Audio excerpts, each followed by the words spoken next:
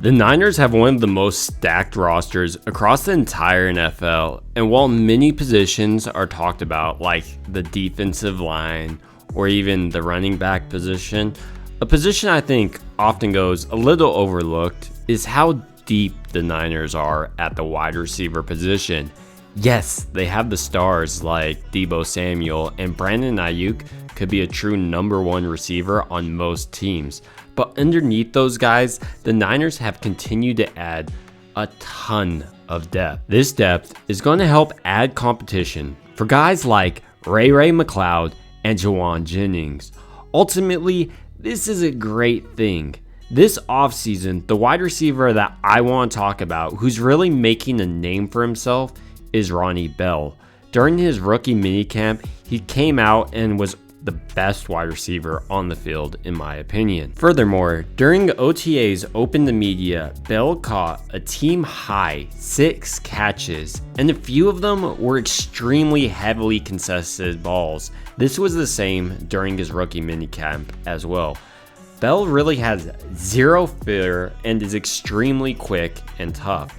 And his quickness isn't necessarily because of his blazing fast 40-yard time, because his 40-yard time isn't that quick. He only ran his 40-yard time in 4.54 seconds, but his quickness really comes from his 10-yard split of 1.52 seconds. For comparison, Christian McCaffrey's 10-yard split is a 1.55 seconds. So Bell is actually quicker than McCaffrey, so I don't really see him having any problems getting open in the pros, and so far during rookie minicamp and OTAs, he's been able to be the most productive wide receiver on the field. But who is Bell exactly, and what does he offer for the Niners? As I mentioned, his 40-yard dash was at 4.54 seconds, and his 10-yard split was 1.52 seconds. His height is 6 foot, his arm length is 31 inches, and his hand size is 9.5 inches. His weight is right around 190 pounds. Overall, during his time with the Wolverines, he demonstrated an ability to be an effective wide receiver, and Kyle Shanahan said he was one of the most consistent wide receivers across all of college football. And I have to agree. Throughout his time, he really demonstrated an ability to do everything effectively at the wide receiver position. But not just that, Bell also has a great ability to return kicks. And this is something the Niners frankly haven't had that much of. Besides Ray McCloud, there's really not a whole lot of depth behind him. Bell is going to offer competition for the punt return and also kickoff return duties, as well as just a nice added depth. During his time at Michigan, Bell played for a total of 5 years, with one of him being missed because of an ACL injury. A little bit on that in a bit.